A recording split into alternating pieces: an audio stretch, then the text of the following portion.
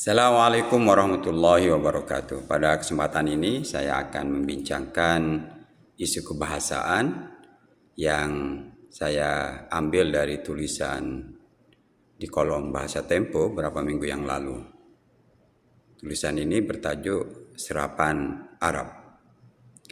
Secara emosional kita sangat dekat dengan bahasa rumpun semitik ini karena banyak lema dalam bahasa kita itu diserap dari Timur Tengah. Dan tentu saja kita berusaha untuk bagaimana serapan itu bisa dilakukan secara ajak atau konsisten. Jika tidak, maka akan menimbulkan banyak persoalan. Salah satunya adalah kata Al-Quran dan kata takwa. Dua kata ini mempunyai huruf qaf ya di dalam bahasa asalnya. Tetapi di dalam bahasa kita diperlakukan secara berbeda. Al-Quran menggunakan K, sementara takwa menggunakan K.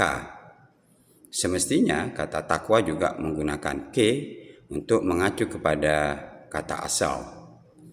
Hal lain yang mungkin perlu diketahui adalah ketika kita menyerap bahasa Arab ke dalam bahasa Indonesia, kita juga menemukan ketidakistiqamahan.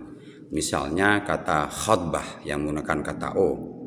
Secara bahasa Arab, bunyi vokal itu hanya ada I, A, dan U. Tidak O sebenarnya. Tetapi karena bunyi itu yang diambil, maka khutbah itu mungkin ya, kita gunakan sebagai serapan dari bahasa Arab.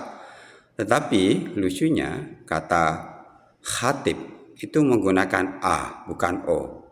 Padahal kata khutbah dan khatib ini berasal dari kata Arab yang sama.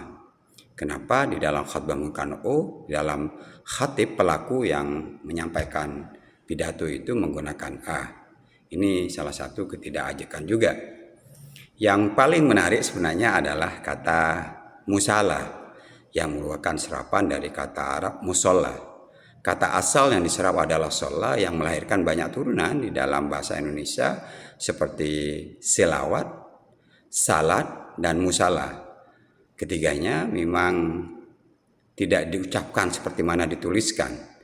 Saya jarang menemukan orang menggunakan kata musola ya, secara tulisan. Ya.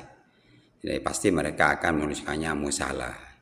Dan lebih aneh adalah kata selawat karena ia tidak konsisten ketika kita menulis kata salat SA, tetapi kenapa kata selawat itu menggunakan yang memang tidak digunakan di dalam vokal ya, bahasa Arab.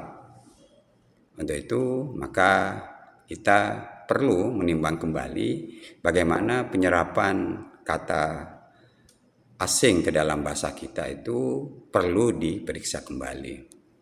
Hal lain yang mungkin menimbulkan pertanyaan adalah konsonan rangkap di dalam bahasa Indonesia. Kita menyerap KH, H, kemudian SY, shin. Contohnya adalah makhluk dan syukur.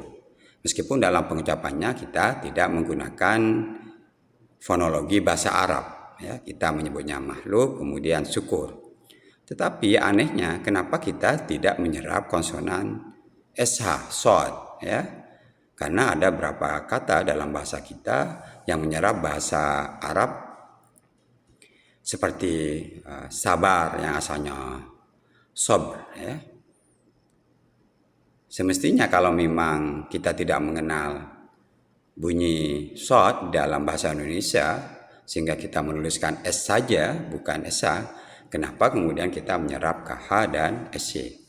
Inilah yang perlu kita bicarakan lebih jauh agar ke depan nanti penggunaan bahasa Indonesia itu didasarkan kepada kata serapan yang secara istiqomah ya, secara istiqamah karena itu yang dianggap sebagai baku. Ya, lagi-lagi tidak menggunakan qaf tapi kaf perlu dilakukan. Jika tidak, maka pondasi dari kebahasaan kita tidak kokoh.